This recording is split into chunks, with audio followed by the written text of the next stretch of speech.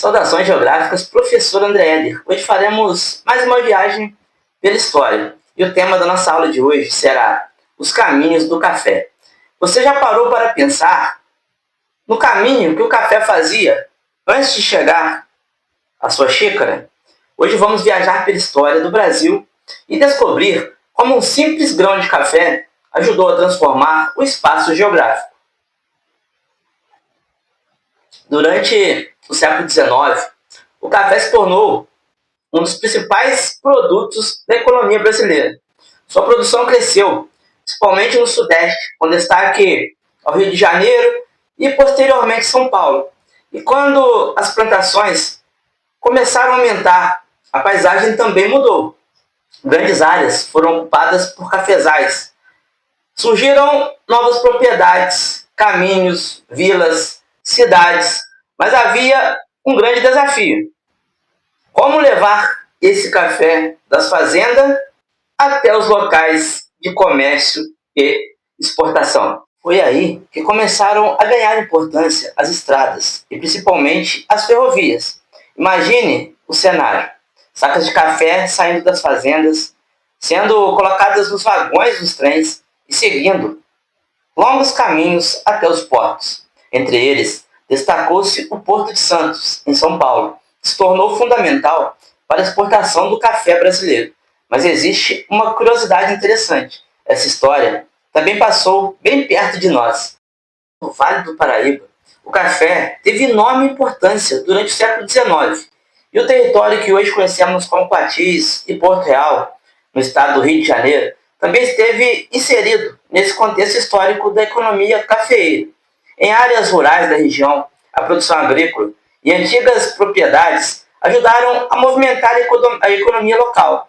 E São Joaquim, distrito de Coatis, também guarda marcas dessa história e da antiga ocupação rural ligadas às atividades agrícolas. Portanto, quando observamos uma paisagem de Coatis, Porto Real e de outras áreas do Vale do Paraíba, podemos encontrar elementos que nos fazem lembrar de um período que o café tinha um peso muito maior na economia e na organização do território. Isso é história, geografia, porque a geografia e a história não estão apenas nos grandes mapas ou nas grandes cidades. Elas também estão na história do lugar onde vivemos. Mas havia outro problema. Depois de produzir o café, era preciso transportá-los. Foi aí que as ferrovias ganharam ainda mais importância. Os trilhos passaram a conectar áreas produtoras aos centros comerciais e aos portos. Os transportes ficaram mais eficientes e o café podia percorrer grandes distâncias até chegar aos mercados consumidores e ao comércio internacional. E perceba algo importante: o café não movimentou apenas as plantações, ele movimentou o território. O dinheiro gerado pela produção e exportação ajudou a estimular a construção de ferrovias, o crescimento das cidades, o comércio e outras atividades econômicas. A expansão da cafeicultura também esteve relacionada a transformações no trabalho. Durante grande parte do século XIX, a produção utilizou intensamente a mão de obra escravizada, após a abolição da escravidão em 1888.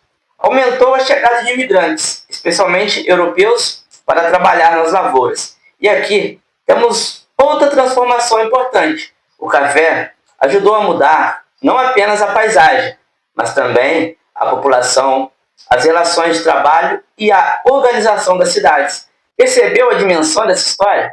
O café ocupou terras, as ferrovias encurtaram distâncias, as cidades cresceram, os portos ganharam importância, a população se movimentou e a economia brasileira se transformou. E essa transformação chegou também ao Vale do Paraíba, deixando marcas na história de municípios como Coatis, Porto Real e em localidades como São Joaquim. Por isso, quando estudamos os caminhos do café, não estamos estudando apenas uma planta ou uma bebida.